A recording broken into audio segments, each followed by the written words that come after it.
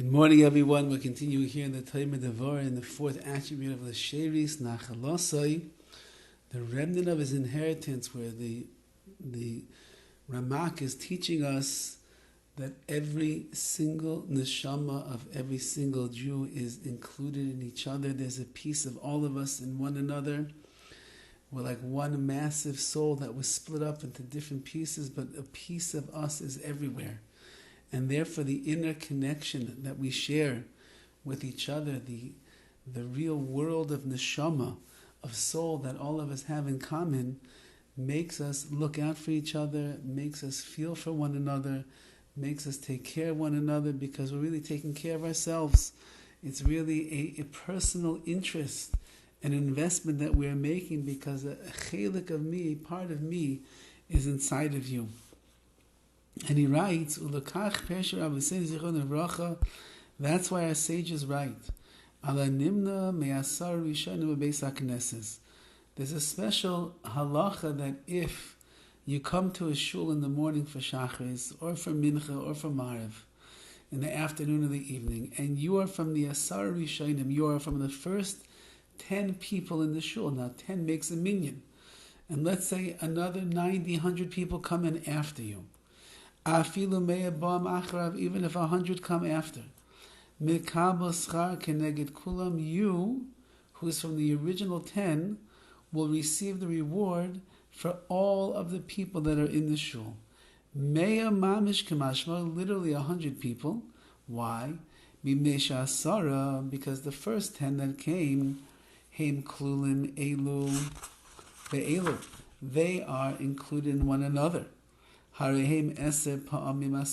that's 10 times 10, meaning the 10 people that come in the beginning, each one of us is included in the other one because our neshamas are intertwined. So you have 10 times 10, that's Haim Meya, that's 100. And then each one of them includes in them another 100. Therefore, even if 100 people will end up coming in, he has the reward of all 100. So the Taima Devorah over here makes a spiritual calculation just to help us understand how big and how massive our connection is with all of Klal Yisrael. The first 10 people will come to shul. It looks like it's only 10 people, but it's not true. Each one is invested in the other. So it says the Taima Devorah, that's 10 times 10 in actuality. And 10 times 10 is 100. So you already have, in the spiritual terms, you have 100 people that are sitting there or standing there in shul. And that means that even if another 100 people would come, you are going to receive the reward of all 100, because it's already as if there's 100 people that are in that shul together with you. It's like there's 100 neshamas that are already gathered to pray and daven to HaKadosh Baruch Hu. So whether there's 100, whether there's 1,000, whether there's 2,000, you are intertwined in the neshama of each and every single one that is there, and therefore you'll get the reward of all of the neshamas, all the souls, all the people that are coming together to daven. So when Chazal tell us, B'roiv am hajas melech, that the more Jews that gather and assemble together to do the mitzvahs, the greater glory there is to Hashem. It seems to me, and according to the Taima Devorah, that means that when all of those neshamas are fusing together as one, and it's getting back to the original unity, the oneness of what that neshama was, that's the greatest honor to HaKadosh Baruch Hu. When we are together, ba'achdus, as one, when we gather around in harmony to serve HaKadosh Baruch Hu, and we fuse together the neshama, we're no longer 100 Jews that are each doing their own thing, or 1,000 each doing their own thing, or even 25 that each doing their own thing. We are all together as one neshama coming back in unison, and therefore that's the greatest honor, that's the greatest glory to Hashem.